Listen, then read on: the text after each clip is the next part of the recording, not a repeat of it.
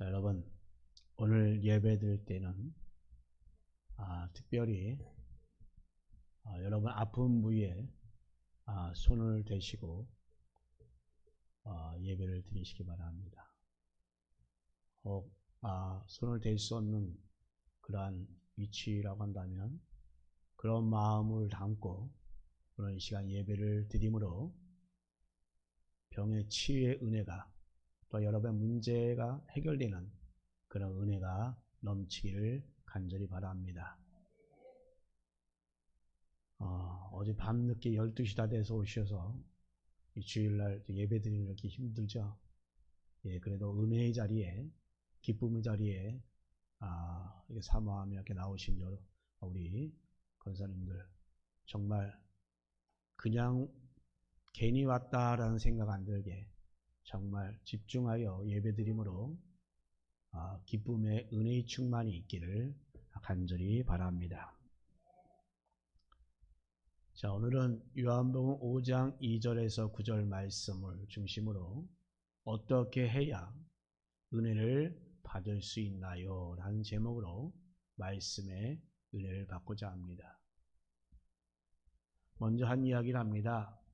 극동방송 사장으로 알려진 김장한 목사님의 아들이신 김요셉 목사님이 있었습니다. 그는 어머니가 미국인이기 때문에 혼혈아입니다. 그래서 그는 어려서부터 괴롭힘을 많이 당했다고 합니다. 친구들이 코가 크다고 해서 코를 납작하게 하려고 바닥에 엎드려서 코를 박고 자기도 했습니다. 또한 친구들 앞에서 김치를 잘 먹는다는 것을 보여주려고 일부러 김치를 먹었다고 합니다. 그러다가 초등학교 3학년 때에 처음으로 도시락을 싸가지고 가게 되었는데 다른 친구들은 모두 다 이 요셉이 어떤 도시락을 싸올까 관심이 많았다고 합니다. 대부분 보리밥이 가득한 그런 도시락이었는데 자신의 도시락의 뚜껑을 열어보니까 그 안에 샌드위치가 들어있다고 합니다. 얼마나 이것을 보고 아이들이 놀리는지 그냥 도시락 뚜껑을 닫아버렸다고 합니다.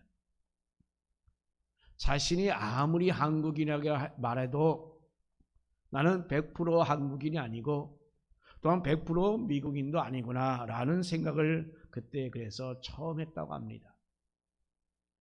그런 생각을 하면서 낙심하여 집에 와서 한참 울고 있는데 엄마가 안아주면서 요셉아, 예수님은 내가 변하지 않아도 있는 모습 그대로를 내가 사랑하셔서 내 마음속에 있는 그 아픔과 그리고 미움도 모두 다 용서하신다라고 이렇게 말을 해주시더라 합니다. 그 말을 듣는데 눈물이 펑펑 났고 그 일을 계기로 인하여 자신의 그 모습 그대로를 그냥 받아들이고 사랑하기로 결심을 했다고 합니다. 자신의 외모나 배경을 마음대로 바꿀 수 없는 거라면 하나님이 자신을 그렇게 만드신 목적이 있을 것이라고 그런 생각이 들었다고 합니다. 그런 생각을 가지고 공부를 열심히 하며 살다 보니까 정말로 하나님 주신 그 사명에 따라서 아름다운 삶을 살게 되었다라고 이렇게 간증한 것을 들었습니다. 사랑하는 여러분, 우리도 이렇게 우리들의 그 외형적인 그런 환경적인 조건은 다 다릅니다. 그러니 여러분 있는 그 모습 그대로 여러분 받아들이시고 어떻게 살 것인가를 생각하는 것이 바로 중요합니다. 여러분 약점이 있다고 한다면 그 문제를 보완할 그 방법이 찾는 것이 우리는 중요합니다. 그런데 그렇게 생각하지 않으려고 그저 낙심하고 원망하다가는 아무것도 이룰 수가 없습니다. 자, 오늘 본문에 있는 말씀은 38년 된 그런 병자가 나옵니다. 이 사람은 원망하고 남 탓을 하고 있습니다. 오늘 본문은 이 병자가 있었던 것이 바로 베데스다 연못이라고 합니다. 예루살렘에는 모두 10개의 성문이 있는데 바로 이 양문은 예루살렘 성의 동쪽에 있는 그러한 문입니다. 이것을 양문이라고 하는 그 이유는 매주 금요일마다 이 문 근처에서 양을 팔고 사는 그러한 시장이 열리고 또한 제물에 사용될 그 양들이 바로 이 문을 통하여 들어오기 때문에 이곳을 양문이다라고 이렇게 불렀습니다. 그래서 그 양문을 들어가다 보면 바로 베데스다 못이 나오는데 이 베데스다 못은 성전산 그 북쪽에 기드론 골짜기를 향하여 흐르고 있는 작은 계곡을 막아서 물을 저장해 두었던 곳입니다. 그러다가 주전 200년경에 이르러서 대제사장 시몬에 의하여 아주 대대적으로 성전의 그 쓸모를 저장하기 위하여 확장을 하였습니다. 자, 그런데 이 연못에는 전설이 있었습니다. 그 전설의 내용이 바로 오늘 본문 4절의 내용입니다. 천사가 내려와 물을 움직이게 하는데 그 움직인 후에 먼저 들어가는 자는 어떠한 병에 걸렸든지 낫게 된다라고 하는 얘기입니다. 치료술이 미미했던 그 당시로서는 정말 병자가 병을 고칠 수 있다고 하는 이 말은 정말로 엄청난 소식이 아닐 수가 없습니다. 그래서 그 연못에는 많은 병자들이 몰려 있었습니다. 자, 그런데 바로 그곳에 예수님이 오셨습니다. 그리고 바로 그곳에서 이 38년 된 병자를 만나서 예수님이 치료하여 주셨습니다. 이 병자는 정말로 엄청난 은혜를 입었습니다. 병이 치유되든지 또한 소망이 이루어지든지 여러분, 우리는 바로 이 병자처럼 은혜를 받기를 간절히 원합니다. 자, 그렇다면 여러분, 어떻게 그런 일이 가능했겠습니까? 첫 번째로 우리는 은혜를 들어가기 위한 그 자리로 우리는 나아가야 합니다.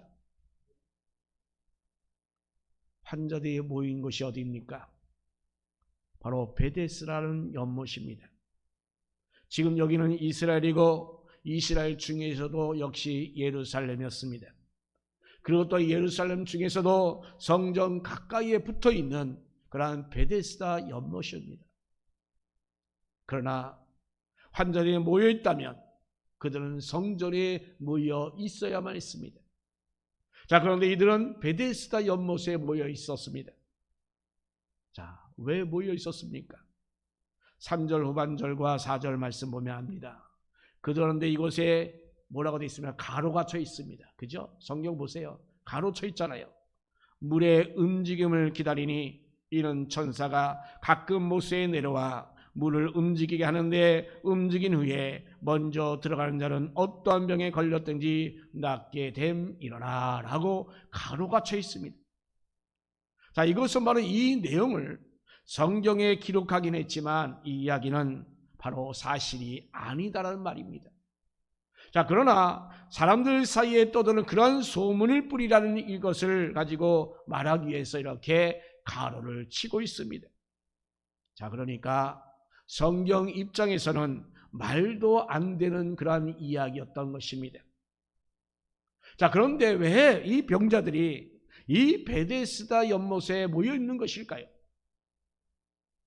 바로 예루살렘의 기온이라는 셈이 아주 유일합니다. 그 외에는 셈이 없습니다. 그래서 그들은 구약시대부터 비가 오면 이 기드론으로 흘러가는 그 계곡에 댐을 만들어서 물을 끌어온 것이 바로 베데스다 연못입니다.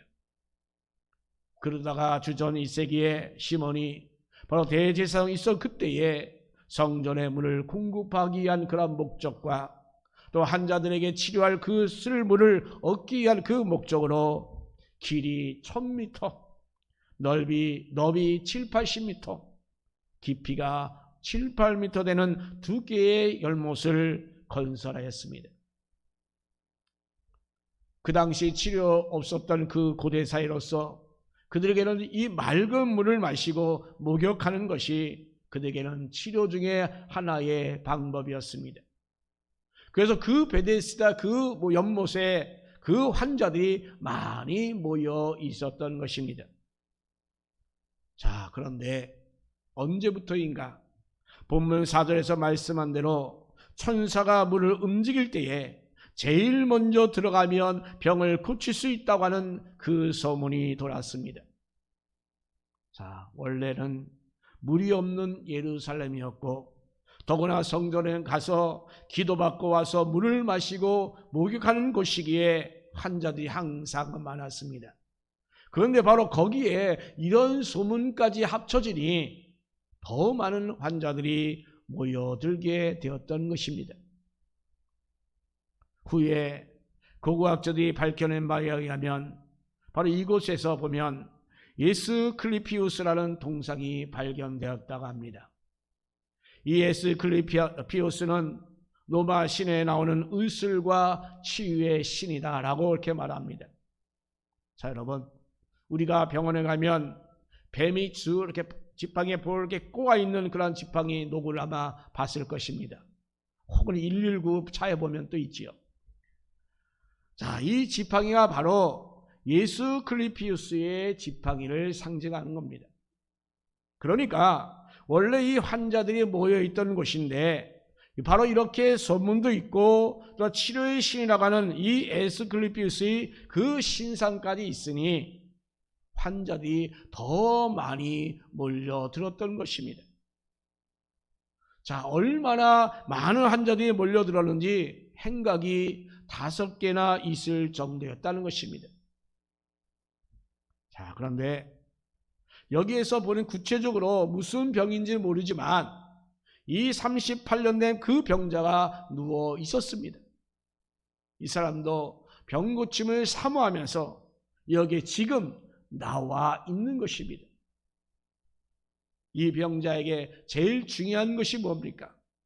천사가 물을 움직일 때에 빨리 그 물로 들어가야 하는 것입니다. 그런데 자신은 들어갈 수가 없었습니다. 그러나 그럼에도 이 병 고침을 사모함으로 이 베데스다에 여전히 나와 있는 것입니다. 여러분, 이것이 바로 중요합니다. 여러분, 물에 들어가려면 물에 들어갈 그 자리로 나와야 합니다. 여러분이 은혜 받으려면 은혜에 들어가기 위해서는 여러분 은혜의 자리로 이 교회로 주님 앞에 나와야 합니다. 그래야 은혜를 받을 수 있습니다. 은혜 받을 자리로 나오지 아니하고 은혜가 오겠거니 하면 안 오게 되어 있습니다. 예수님 시대에 많은 병자들이 있었습니다. 그런데 그 고침을 받은 사람들의 특징이 여러분 무엇인지 아십니까? 먼저 그들은 병 고침을 받은 자리로 모두 다 나왔다고 하는 것입니다. 소경은 예수님을 향하여 소리를 칩니다. 나병 환자는 사람의 곁으로 갈 수 없기 때문에 저 멀리서 큰 소리로 소리를 칩니다. 심지어는 친구들이 병자를 들고 나옵니다. 이렇게 병 고침을 사모하여 주님 앞으로 나올 모든 사람들은 다 고침을 받게 되는 것입니다. 여러분, 우리가 내가 소망하는 은혜, 해결받기 원하는 그 문제가 있다면 여러분 은혜 받을 자리로 나와야 합니다.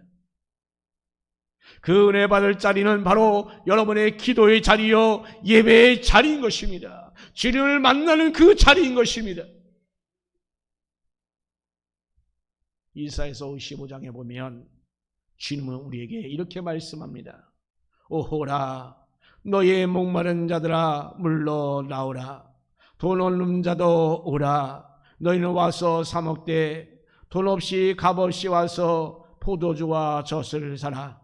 너희가 어찌하여 양식이 아닌 것을 위하여 은을 달아주며 배부르게 하지 못할 것을 위하여 수고하느냐. 내게 듣고 들을지어다. 그리하면 너희가 좋은 것을 먹을 것이며 너희 자신들이 기름진 것으로 즐거움을 얻으리라. 너희는 귀를 기울이고 내게로 나와 들으라. 그리하면 너의 영혼이 살리라. 내가 너희를 위하여 영원한 언약을 맺으리니 곧 다윗에게 허락한 확실한 은혜이로라. 아멘. 한마디로 뭡니까? 은혜 받을 자리로 나오라고 하는 말씀입니다. 고린도후서 6장 2절에서도 보라, 지금은 은혜 받을 만한 때요. 보라, 지금은 구원의 날이로다. 아멘. 그러니 여러분, 은혜를 받으려면 은혜 받을 자리로 나오셔야 합니다. 두 번째로, 환경과 조건을 탓하지 말아야 합니다. 자, 이 38년 된 병자는 지금 남의 탓을 합니다. 본문 7절에서 이렇게 말하죠. 물이 움직일 때에 자신을 물에 넣어줄 사람이 없어 남들이 자신보다 먼저 들어간다라는 그 원망입니다. 베데스다는 은혜의 집이요 혹은 친절의 집이라는 뜻입니다. 그런데 여기에는 은혜도 없었고 또한 친절도 없었습니다. 그저 병자들의 그 신음소리로 가득하기만 하였습니다. 물이 움직이고 나면 먼저 그 물에 들어가려고 서로 견제인 눈빛만 가득하고 있습니다. 여기에 친절도 섬김도 없습니다. 바로 이 병자처럼 경계하는 마음만이 가득하였습니다. 자, 여러분, 여기서 그러면 물이 움직인다는 것은 무엇을 의미합니까? 베데스다 연못은 주전 2세기 대제사장 그 시몬이 원래 성전에 물을 공급하기 위한 목적으로 만들어진 그 작은 연못을 길이가 100에서 110m, 너비가 60에서 80m, 길이가 7, 8m의 그 두 개의 연못으로 확장하여 건설했던 것입니다. 이 연못은 기드론 골짜기로 흘러가는 그 계곡을 막아서 두 개의 연못을 채웠습니다. 자, 그러다 성전에서 필요한 물을 가져가서 모여든 그러한 사람들이 다 물을 마시고 목욕을 하는 등 이런 여러 가지 이유로 물이 줄어들게 되면 저 계곡 쪽 연못인 그 북쪽의 그 연못에서 남쪽인 연못으로 물이 흘러 들어왔습니다. 그런데 그 수로가 바로 연못 밑에 있었습니다. 그래서 물이 흘러가게 되면 밑에서 소리가 나면서 움직였던 것입니다. 이것을 알때막에 대해서 알지 못한 사람들은 이것이 바로 천사가 물을 움직이는 것으로 보였던 것입니다. 그래서 전설이 생기기 딱 좋은 곳이었습니다. 천사가 이 베데스다에 내려올 일도 없고 혹시 내려왔다 올라간다 할지라도 그 물에는 무슨 치의 능력이 생기는 것은 결코 아니었던 것입니다. 단지 그냥 아픈 몸을 고치기 위하여 기대와 전설뿐이었습니다. 그러나 지금 병자들 입장에서는 어떻습니까? 지푸라기라도 잡는 그 심정으로 그 전설 같은 이야기라도 그들은 믿었을 것입니다.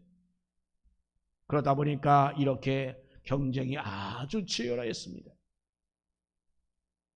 자, 여러분, 우리가 살다 보면 진리가 아닌 것을 진리라고 생각하는 사는 그 경우가 우리에게는 얼마나 많은지 모릅니다. 진짜가 아닌 것을 가지고 진짜라고 믿고 사는 경우가 또한 우리는 얼마나 많은지 모릅니다. 그리고 그런 것을 다 갖지 못하여 너무나도 안타까워하기까지 합니다. 누가복음에 나오는 부자를 우리는 주님이 어리석다고 했습니다. 그는 가진 것이 많으면 영원도 평안할 줄 알았기 때문입니다. 자, 그런데 여러분, 우리도 헛된 것을 얻으려고 얼마나 환경을 탓하였고 남을 탓할 때가 있었습니까? 그러나 여러분, 우리는 누구를 탓할 그런 사람이 아니라 오직 하나님을 구해야 하는 그러한 사람들이 되어야 합니다. 우리의 마음과 그 눈이 이 세상을 향할 것이 아니라 하나님을 바라보시고 거기서 여러분 행복을 찾으시기를 주님의 이름으로 축복합니다. 세 번째로 여러분, 말씀을 붙잡고 나아가야 합니다. 38년 동안 몸이 아팠습니다. 이 사람에게는 오직 한 가지 소망이 있다면 바로 이 베데스다 연못이 물이 움직일 때에 먼저 들어가서 병을 고치는 것이었습니다. 자, 그런데 베데스다 연못에 와보니 병자들이 가득하였습니다. 얼마나 낙심이 되겠습니까? 그러니 그는 자연적으로 환경 탓, 남의 탓이 그냥 저절로 나올 수밖에 없는 거죠. 그런데 여러분, 놀라운 일이 생겼습니다. 바로 어떤 분이 내가 낫고자 하느냐라고 묻습니다. 이 병자가 비록 남 탓을 했지만 그러나 이 병을 고침받고 싶은 그 열망이 아주 강하게 컸기 때문에 7절에서 이렇게 대답합니다.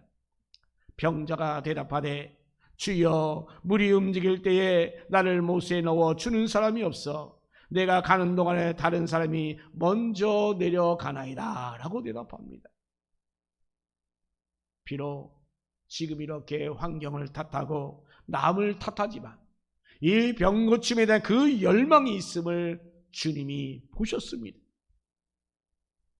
그래서 주님은 말씀합니다. 일어나 내 자리를 들고 걸어가라. 내 자리를 들고 걸어가라 라고 말씀합니다. 그러자 이 사람이 일어나 걷습니다.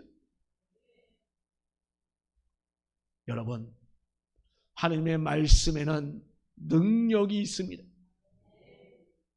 하나님의 말씀에는 치유의 은사가 있습니다. 그런데 사람들은 이 말씀을 능력으로 경험하지 못합니다. 무엇 때문입니까? 왜 그렇습니까? 크게 보면 두 가지입니다. 말씀을 믿지 못하기 때문입니다. 믿어도 소망이 없기 때문입니다. 그 말씀의 능력이 나에게 나타내는 그런 기대감이 없습니다. 그러니 나에게 말씀을 통한 그 능력이 나타나지 않을 수밖에 없잖아요. 마가복음 9장 보면 귀신 들린 자신의 아들을 제자리 고치지 못하자 이 사람들이 예수님께 무엇이든지 할 수 있거든 불쌍히 여겨 주옵소서라고 간청합니다. 그러다 어떻게 됐습니까? 책망을 받았잖아요. 왜? 할 수 있거든이 아니라 예수님은 할 수 있거든이 무슨 말이냐? 믿는 자에게는 능히 하지 못할 일이 없느니라. 아멘. 예, 여러분, 우리에게 필요한 것은 바로 확신입니다. 확신. 확신이 없이는 우리는 아무것도 아무런 일도 일어나지 않습니다. 확신이 없는 신앙을 통해서는 기적도 은혜도 나타나지 않습니다. 확신이 있고 정말 열망이 있는 사람에게 바로 이런 말씀의 능력이 나타납니다.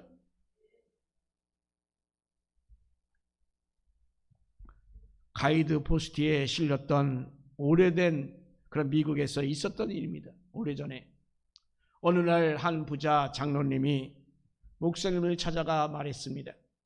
목사님, 우리 교회 여집사님 한 분이 혼자 살면서 어린이 5을 키우느라 무척 어렵게 살고 있습니다. 남이 집 빨래를 하는 등 이러한 고생이 정말 말이 아닙니다. 그런데 이분이 주일날이 되면 항상 5센트의 그런 헌금을 합니다. 큰 액수는 아니었지만 그 여집사님한테는 정말 적지 않은 그런 액수입니다 라고 이렇게 목사님에게 말했습니다. 지금 이 목사님은 매주마다 $2씩 헌금을 하고 있었습니다. 당시 5센트에 20배에 해당하는 그런 금액이었습니다. 장로님은 그래서 말하기를 이 여집사님의 목까지 자기가 낼 터이니 그 집사님을 불러서 헌금하지 말라라고 얘기를 해달라는 것이었습니다. 그래서 목사님이 그 말을 곰곰이 생각하다가 받아들여서 하루는 그 집사님을 불러서 장로님께서 당신이 사는 것이 너무나도 어려운 줄 알고 매주 헌금하는 것을 대신 내주가 하니 이제 다음 주부터는 헌금을 안 하셔도 괜찮습니다 라고 이렇게 말을 했습니다. 그러자 갑자기 그 여집사님 목을 놓아 우는 것이었습니다. 그래서 왜 우십니까? 하고 묻자 그 여집사님이 대답합니다.